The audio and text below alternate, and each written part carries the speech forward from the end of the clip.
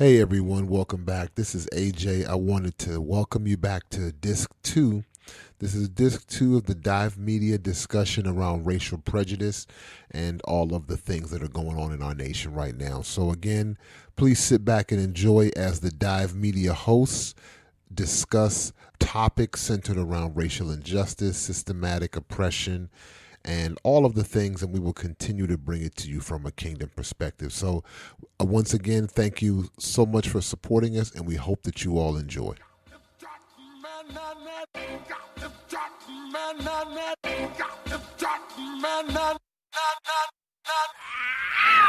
We live life with our own prejudices. God saying they is, we say that they isn't. How you living? Ooh, now you listen. Can't see the kingdom with these isms. We live life with our own prejudices. God saying they is, we say that they isn't. How you living?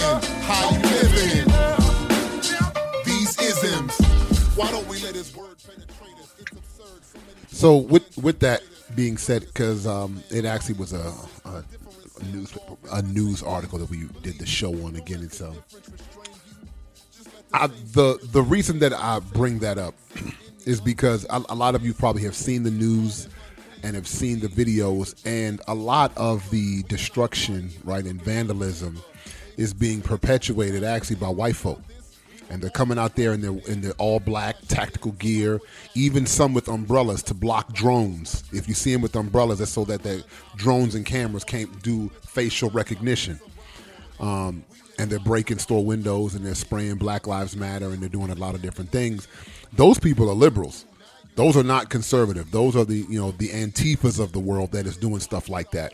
And so that's the reason that I brought that topic up. And so with that being said, I want to sort of jump and pivot to, I'm going to merge these two topics together because I think that they're so intertwined. And the one is Black Lives Matter, the organization versus the ideology. And then sort of kind of tying that with the notion, this whole notion of people of color as a monolith.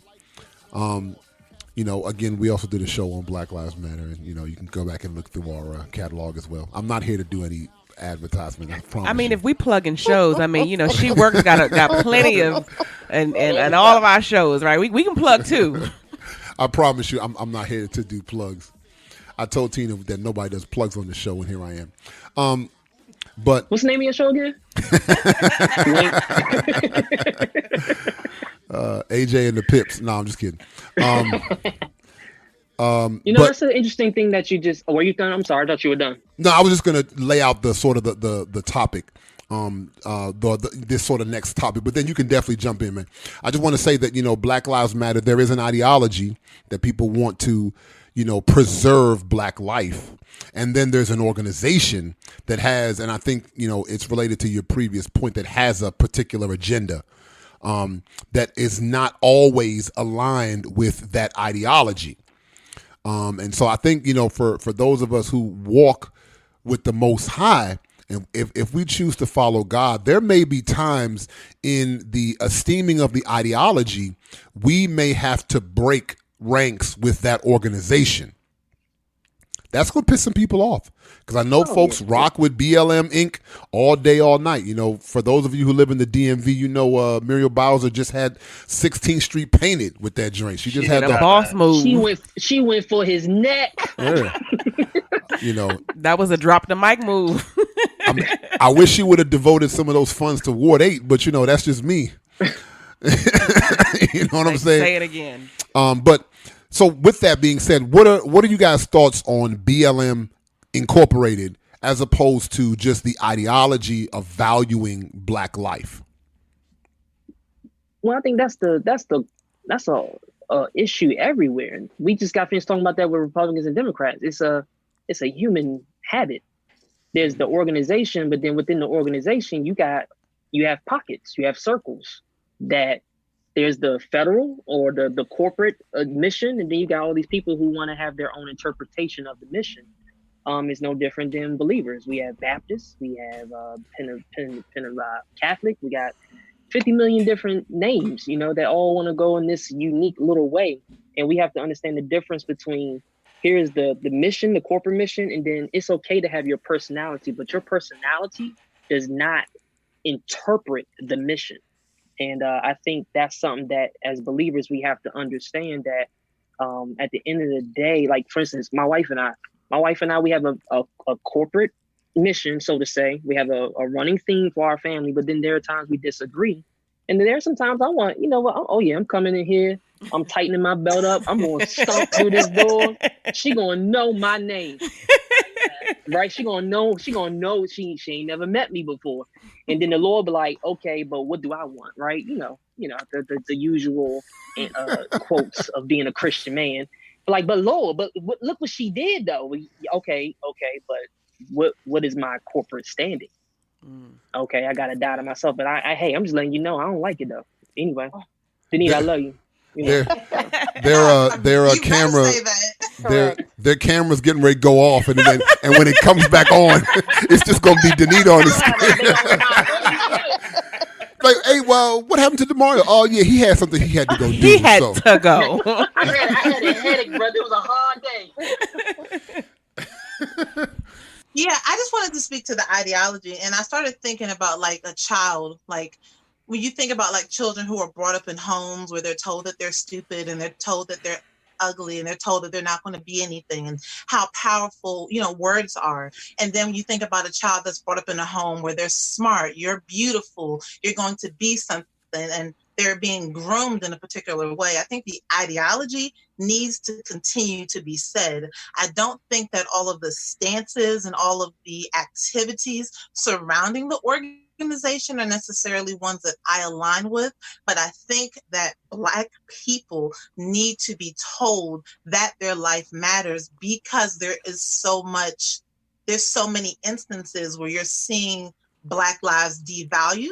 And I think that generation after generation of people not feeling like their life matters has conditioned people in a way. And so I that for me, I like the ideology behind telling people that they matter. So I want to hop in. I agree. I agree with a lot of what Akima was saying as far as like the statement of Black Lives Matter. I think that it's like obviously, maybe not so obviously, but it is a good statement in and of itself. But it's also a very deceptive statement because one, it does boil down a group of people to a color. So there's a faultiness with that. But the other thing is that it is a marketing tactic. It's a marketing scheme for a queer organization. And if you just go to the Black Lives Matter website, blacklivesmatter.org, and take a look at their history page, you'll see no history page, because they don't have a history page. They have a Her Story page. It's called Her Story. And if you just go and you read it, you'll see that they are very much intentional about censoring the gender nonconforming and queer and female identities as being leaders within that movement. And if you just go and take a look at any of their chapters across the United States, just hop on Twitter or whatever, and you look at the chapter leaders, and you'll see that what I'm saying is true.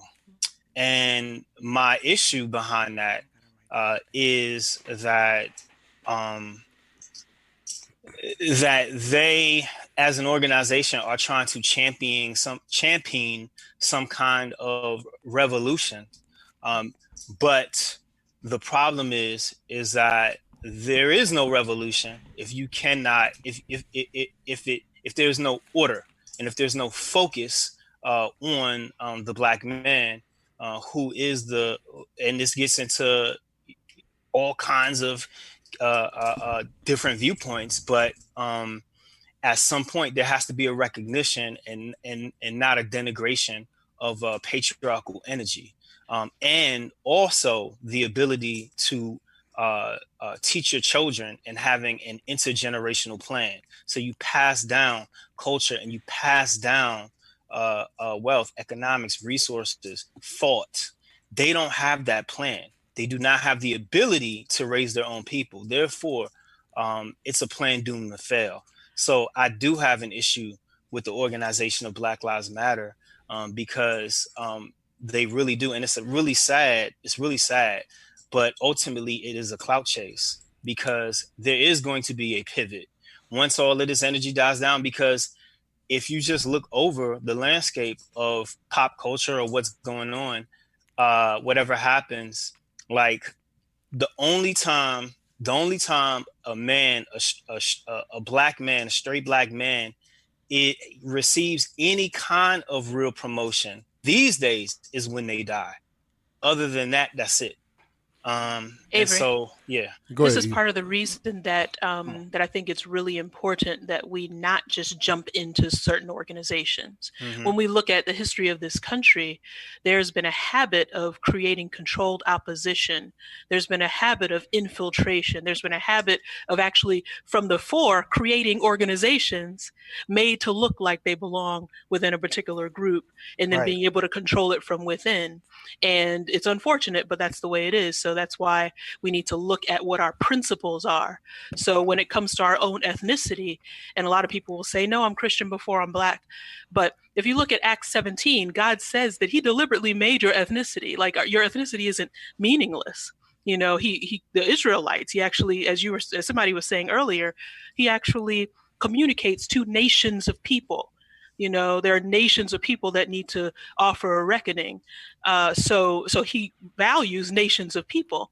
And when it comes to us, if you identify with what we're doing, obviously economic empowerment, finally building our own house after 401 years, is extremely important. That's why you get disrespected left and right, because you have nothing.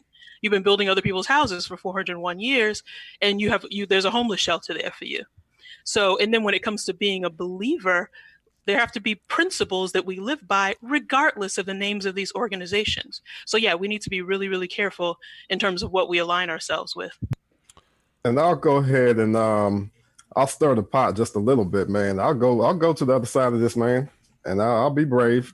I think Black Lives Matter is a toxic organization. Whoa! Whoa! I didn't expect that. Whoa! We sent it off. Is this the third act? Are we almost over? Let's get it, man. But oh my gosh! As always, let me add context. And Avery, I appreciate your comments, brother. Because historically, I mean, for the past 3 years, I've been looking to see even an image of a heterosexual black father on any promotional marketing tools, documentation, speeches. And, you know, I'm not going to go too far into that, but I myself understand that movement to be a feminist movement, which derives from the original feminist movement of European women and their protest against white men. And that we have complete confusion in that area. But even to go into another area with that, we're still talking about exploitation, people. We are still talking about exploitation. And, you know, that I get it. Muriel Bowser, she approves this sign on the street. Let me tell y'all something. I had to do the research before I got on here. Martin Luther King Jr. has 900 streets named after him. And so I think what the redirection is in terms of our psyche is if we attach and align to something, we're still talking, Monty, we could still be talking about Democrats and Republicans because we're still finding ourselves attached to the name and the symbolism. So when we see the Black Lives Matter, we just jump on it. But really, if I'm talking to Akima or Avery or somebody, what am I telling y'all that Black Lives Matter for? We black. We know. I'm gonna look at another black person and tell another black person that Black Lives Matter for. Who am I saying this for? And now I have to ask myself a question. Oh, man. Black Lives Matter. If I have to say this, well, matter to whom? Because I know my Black Life matters. Everybody on this call knows their Black Lives matters. So Oh Black, I'm wearing this T-shirt for whom? And I think we've got to get comfortable. And we're still it's so interesting how this conversation is just coming together and flowing, because we're still talking about repentance and forgiveness. And we are still learning to say and look directly at white people who claim to be in practice, actively practice white supremacy. We're still trying to pacify what they've done to us and what they're continually doing to us. And by saying Black Lives Matter, we are not saying white supremacy. And I'm finding that our Black leaders are having trouble organizing our thought, speech, and action to actually say the words white supremacy. Well, I was trying to just throw up softballs, but these brothers is, these brothers coming in, Karoma about to come off the top buckle. So the whole definition of race is a competition, right? So we compete with white people. So when we're looking for their apology, they're not going to apologize because it's a competition between Black people and white people. That's my opinion. So as Black people, like I said before, we should build our own. We should build our own economic, our own Black Wall Street. So we won't have to deal with if Black Lives Matter. Like you said, we know our lives matter. But if we build our own, we have to deal with any apology or repentance. And as Christians, we should forgive off the jump. But at the same rate, it's a competition. We shouldn't look for apology from white people. We should build our own. We should build our own people up. And that's basically that's how I see it. Aroma, I just need to briefly just mention howwefight.com. Some of you guys know about it, but it's dashes in the middle, howwefight.com. This is one of many organizations that actually have an economic plan for building our house so that we don't get punked for another 401 years. So just kind of keep that in mind for the listener, agree or disagree, whatever, with all the details, but the concept is the same. Yeah, I get the concept. Yeah. I mean, even Dr. Clark Anderson, he got a strategy called Powernomics. He shows you a strategy of how we can build our community as Black people. So definitely, sister, I'm definitely going to visit that website. But I feel that we can build our own. We can solve this problem if we come together. We obviously all Black people don't think the same. But if we can think on one thing, economics, and build our own, we can come together and we won't have to worry about the George Floyd's being killed. We can police the white police force with our police force. So, and I completely agree with that. I think coming together is where we start first. Whether it be an organization, whether it be an ideology, the bottom line is that Black lives do matter. But in my opinion, I do not think that all Black people know that their lives matter. I live on the eastern shore of Maryland. I live in Somerset County. We are to date the poorest county in the state.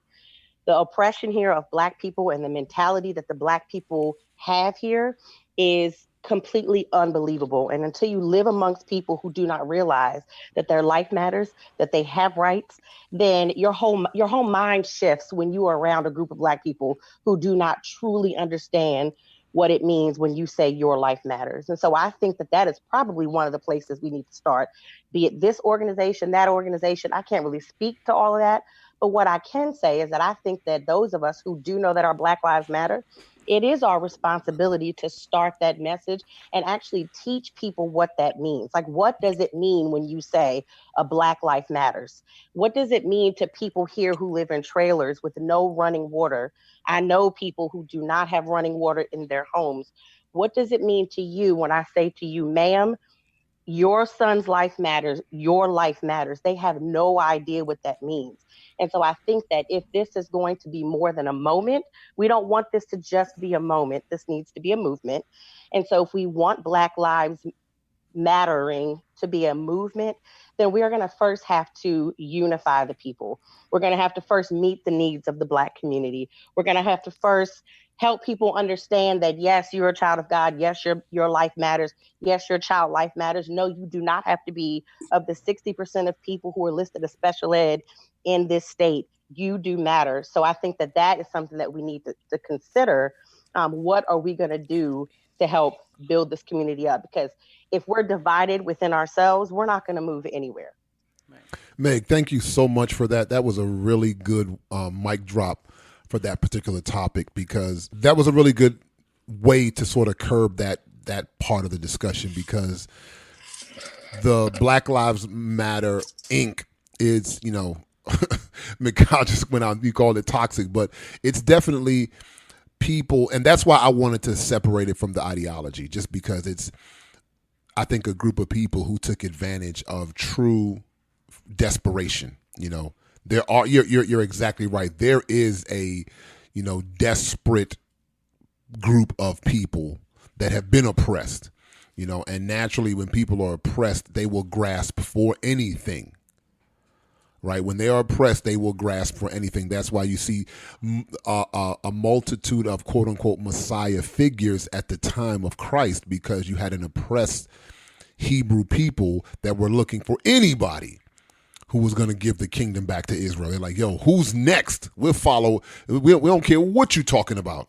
We'll follow you. So that's the, historically, that's the nature of oppressed people, to want to try to follow and put a hero complex on a people or a group of people, or, just find a way to get us out of this oppression. So with that, because as we all know, all quote unquote Black lives are not a monolith, I want to talk a little bit about this notion of people of color.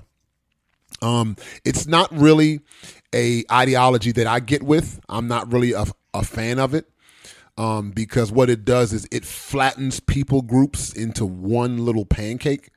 And it says that all of these diverse groups of people with various backgrounds and cultural, histories, and heroes, and, purposes and agendas, et cetera, they're all the same thing. We're going to flatten all these people into, and it's a lazy American characteristic. I see it across the board, where many people are flattened into one people, and it's not the way God created us. In the book of Revelation, John says, I saw a group of people of every tribe, tongue, and nation, and that nation we know is ethnos. And I think that the richness of the ethnos of people that are created, it is cheapened. It's cheapened when it says, oh, you're just people of color. Again, you're not only limiting all black people, you're limiting all people to just one little sandwich color. And so it's not necessarily something that I ascribe to. I rarely use the term. I don't really jive with it. When people say it, I'm like, you're not talking about me, because I'm not a person of color. I have no problem esteeming my heritage, my ethnicity, who I am, where I come from. I was just telling this to my children 2 days ago. I was having dinner with my children. Some of you know, some of you may not know that I'm a child of immigrants. And I didn't realize that I wasn't African American until I went to an H.B.C.U. It wasn't until that I spent my time around African Americans that I realized, oh snap, like everybody, like I don't do none of what they do. I don't know the things they know.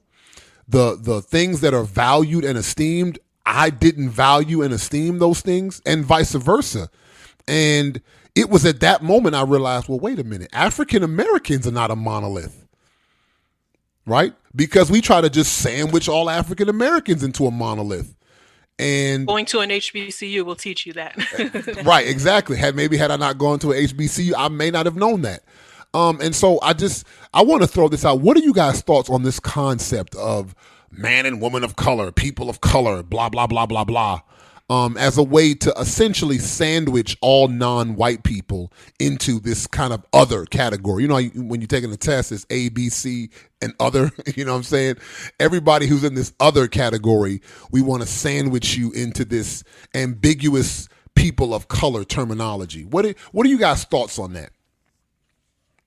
Well, I think so. I think that there's pros and cons, and depending upon the context, right? Like if you're looking at it from a political perspective, the larger the block you can get with regard to common essence. I mean, even in Dr. King and talking about his Poor People's Campaign, right, or party, right? Like a lot of that is just like the notion was that even cross colors, but it almost created a block around economics, right? Like, poor person out in this rural place that I visited seems to have a lot of the same concerns and issues as poor Black person in this inner city over here, that I visited. So from that context and perspective, sometimes it's about creating a block of similarly situated individuals that can come together to have a large enough influence to affect a certain change, right? Like, so from that context, when there is a benefit to having a block, right? Like around, even with people of color, if you can affect a particular change and have some commonality around influencing an agenda, right?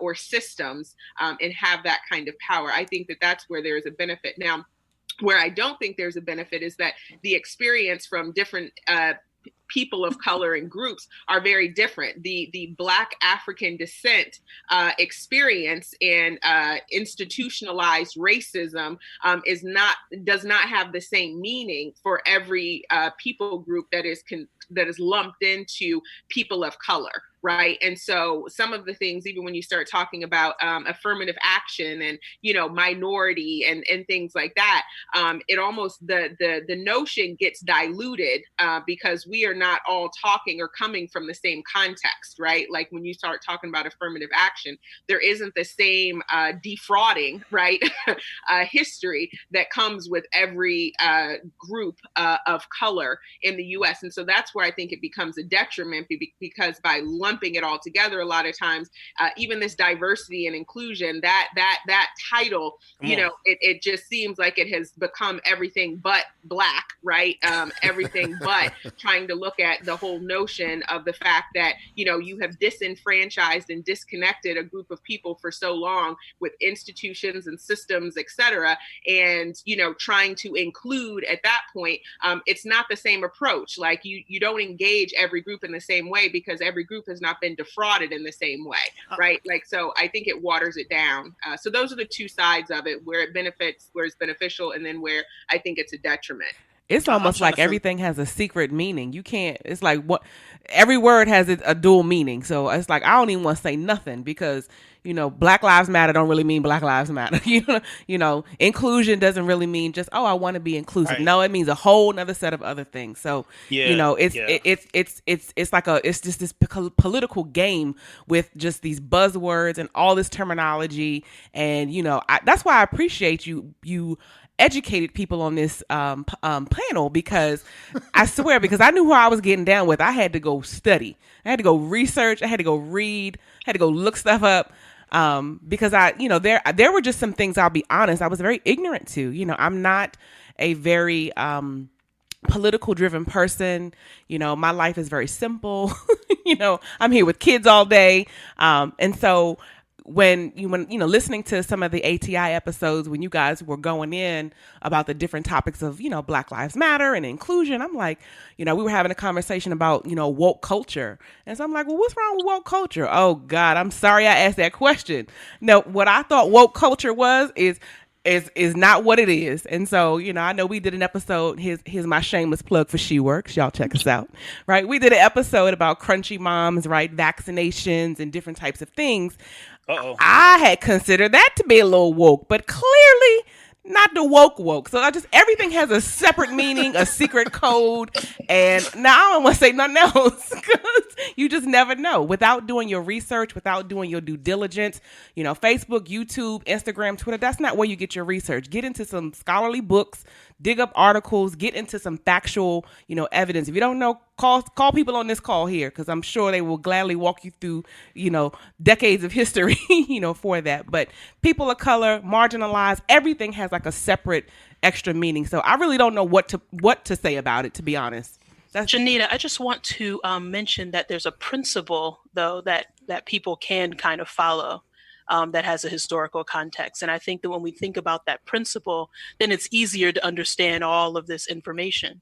And the principle is America has been doing everything it can to stop from going down to the foundation of this nation and redoing the whole foundation. If you just think about your house, that's a lot of work. If you think about your house, you know that if there's something wrong with the foundation, every time you turn around, it's going to be a problem, right? Every time you turn around, there's going to be a structural issue. Every time you turn around.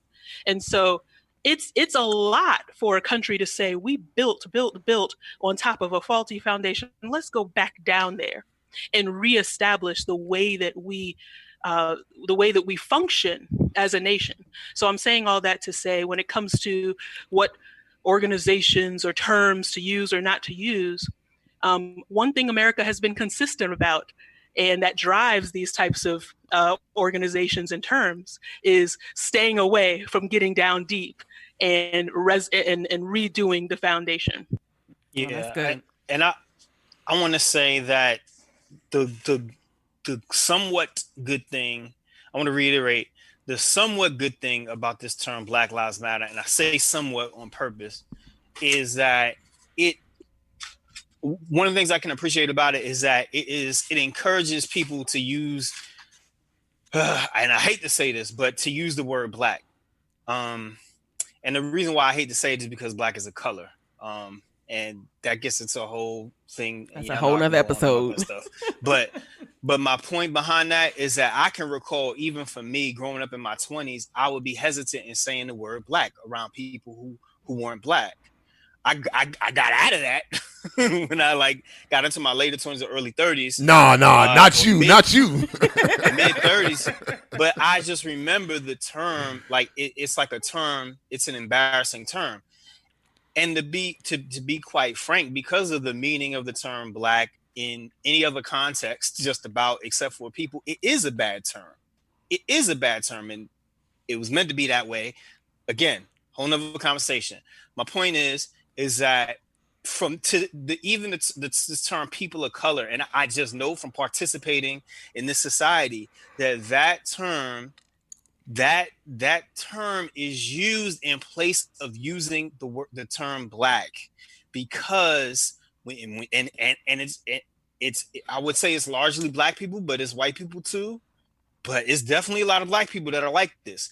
They don't like using the term black because they feel like it's confrontational, and they feel like they're going to scare people away if they say black to somebody who's not black. They're unfortunately it's shame. And I find myself, I guess, just on how I carry myself, it helps people to kind of open up a little bit more about that stuff. But I do find that people use that term people of color because they feel like it's less confrontational, and they don't want they feel like they have this idea of black militancy. And it's like, honestly, to be black is to be offensive. You're just gonna have to embrace that thing. And it's not that you're militant. It's just a whole nother train of thought that a lot of people just don't want to go down. So they rather just, no, we're gentle, we're people of color, people who look like me, people, you say all different kinds of little quasi Jedi mind tricks to try and impute into somebody else's head that, you're talking about being black instead of just saying it. So people have to begin to, and it's sad that we have to say this even now in 2020, but people really do. We really do have to be able to love ourselves more and be able to speak clearly about ourselves. And so I think that on the little smidgen surface veneer level of the term Black Lives Matter, I can at least appreciate that. I was gonna say, when I hear the word or think about the word people of color or black, as an American, because I was thinking about Avery was talking about he knows his origin. I don't really know my origin. Like I know my grandfather told me when I was like 18, 19 that our name was a slave master of his grandfather, and I know my grandmother. Her father was white. Her father was white, and her mother was like a full-blooded Indian. So mixed there. So when I think about the word, I usually think about it as it relates to African Americans, because and when I think about it, I think about the word as it relates to like not knowing your culture, like not having a culture. You just, I'm African American, but that's why like when you talk to Amadi or people, Avery or somebody who's African, they'll say, well, I'm Nigerian or I'm from the Congo or I'm Jamaican or I'm from Haiti because they have a culture that they're familiar with. But African Americans, we'll say color or black. We don't really have a culture that we're familiar with, at least that we know of. I know my wife is interesting because she was talking about she was talking to her grandfather and come to find out that her family is actually descendants of West African, which was pretty interesting for us. But I just know me personally, when I think about the word, that's usually what I think about is a people without culture. And when I say culture, I'm talking about like a lineage. Like you can go back generations, like 4 or 5 generations, and my mom was from Ghana, or my dad was from Nigeria. Like I don't have that. I don't know. Like I said, from my recollections, half a slave and the other half a Native American and some Irish, white Irish. So it's like a little bit of everything. Definitely have some culture, but not aware of it. But not even that. But sometimes I know. One of the things that I was thinking about that bothers me is that when you meet people who are black but they're mixed, they only identify with their black side. Like, I don't really get down with that. Like for instance, one of my favorite rappers is from my home state, J. Cole. He identifies as black, but his mom is white, and she raised him. And I remember one day I was having a conversation with my wife. I'm like, because I never knew his mom was white. But I'm like, babe, isn't it crazy how people who are black or mixed or whatever, they only identify as being black and not white? Doesn't that kind of like negate or deny the other part of you, the other part of your culture, even if you hate it? So I guess that's just kind of things that I was thinking about. That oftentimes I think about when I think about the word black or color or people of color. It's just that we are African Americans who are without culture. Now, let's not say for all of them. So I'm pretty sure some people like Avery, you've done the research and know your culture and know where you're from and things like that. But that's oftentimes that's what I think about when I think about the word African American or color. Well, I know Akima had a comment, so I'm gonna let Akima go ahead and be the last comment here, so we can pivot on. Go ahead, Akima. Yep, no, and mine isn't very lengthy. And it's probably because of who I'm married to. Because I'm married to a person of color who's not African American. Oh, yeah. And so for me, this term, we can't get pigeonholed into this term because, and again, I've been on this whole benefit thing, but there are other people of color in terms of how, we could say our non-melanated brothers and sisters see us, they kind of get grouped into this. And so anyone from a nation that's not European could be identified as a person of color, depending upon who you're talking to, or depending upon if there's some sort of an advantage of identifying as a person of color. So if we're looking for something that's going to, be a part of who our identity is, I think that term is not something that I would want to use because it becomes inclusive of other people. I don't have a problem with it being inclusive of other people because that's how certain people see the world. But I do know that term people of color is not limited to people who are African or African American. And that's what I wanted to add because I hadn't heard anyone else speak to that. And we kind of limited it to people who are like African American. Well, no, I think that was my intent to kind of go that route because I think it's a lazy way to not say African American or say Mexican or say whomever, right? Because you have varying groups of people who have competing interests. I mean, when you say black and brown people, you talking about Arabs? You talking about Mexicans? Who are you talking about? Like who are we talking about here when you say quote unquote black? And are you talking about Southeast Asians, Vietnamese, or Cambodians? I mean, so again, I mean that was the direction I was going because it's a very. I'm just come on, man. Fijians, I mean all of them. It's just a very lazy. It's a very lazy. Who are you talking about? Amadi, but don't we as black people do it too? Like we do it too. Like somebody can be Irish or whatever. Oh yeah, you're white. You know what I'm saying? It doesn't matter. You're white. Yes, we do. German. No, you're white. Well, no, that's what I'm saying. No, y'all do it. no, that's what I'm saying. Though that's my point. It's a lazy American characteristic. It's something that is really natively American. That you are boiled down to a color. Like I've talked to many immigrant people who say, I didn't know I was black till I came to America. Like I've heard that dozens of times where people will tell me, before I came to America, I didn't know I was black. I thought I was just where I was from, like that thing. You know what I mean? Sorry, I'll chime in from what I can understand of the conversation. I've been fighting this headache all day long, so I'm gonna just jump in with what I heard. I think the idea of just isolating or describing someone based upon their color as this or that is a very shallow way to put something or describe a people group. I think that it is definitely an American thing to kind of shortcut to kind of just put some adjective to an individual as opposed to kind of inquiring or getting something that's actually of depth to ascribe to that group. All right, so let's pivot now as we come down the home stretch here. I think we don't want to make this too blackety black, right, and be so offensive. Oh man. Can I do my best to be a maverick real quick? Sure. Oh, I like that pun. You said pivot. He said maverick. Basketball references. Yeah. Nice. I'm with it. I see you. This might be a little left from the context that everybody else was saying, but I just want to throw this out there. I think when you look, me being a believer, and you look at the foundation, I'm sorry.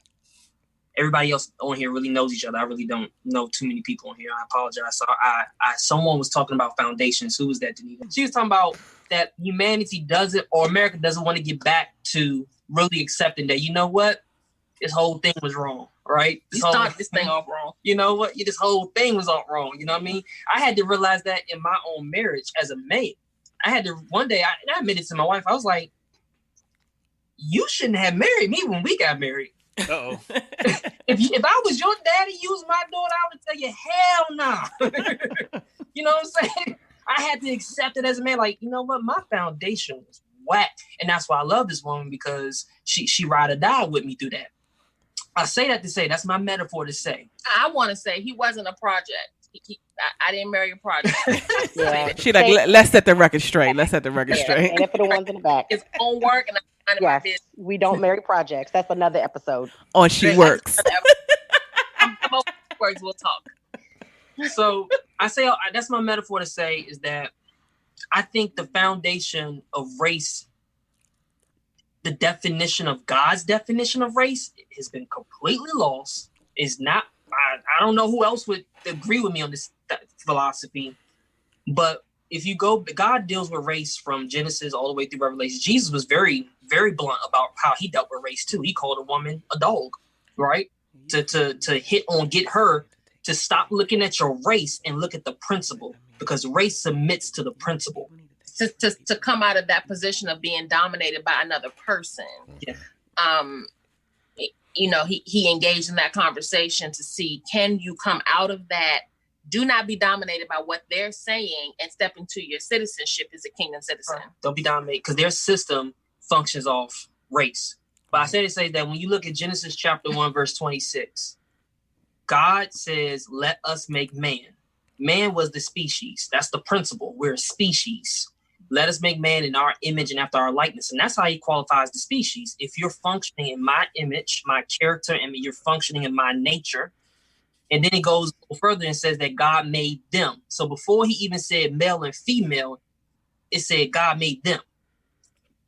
And then he gets into the gender, the male and the female. So I say that to say is that I think humanity lost the definition that race, God does, like you said, he does talk to nations. He does talk to tribes. He did choose this group of people and called them Israel. But there was a purpose behind the label. The label was to say, hey, this is what I could come to you for, right? My wife is a woman. I can go to her for her. She has the ability to give me intimacy, right? So I know her as a female. She's a place for intimacy. So black, there's a reason why I'm black. There's a reason why there's a purpose, right? My skin color it helps people to recognize like a badge. Oh, you're a fireman. Oh, you're a police officer. Oh, you're such and such and such and such. But at the end of the day, guess what?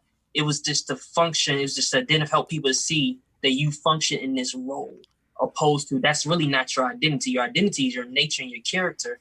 And that's why one of the biggest gripes I have with Black people in general about Martin Luther King is that they lose a lot of context. Because when Dr. King in I Have a Dream speech, he said, I don't want my children to be judged by the content of by the color of their skin, but by the content of their character. So he's saying we got to get to a point as humans that we let principles supersede color. Right. And I just think that's it. I'm done.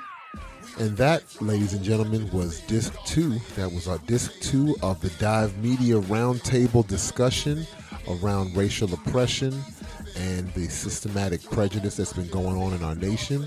So we hope you all are enjoying these parts. Please stay tuned for part 3 and the conclusion coming next week.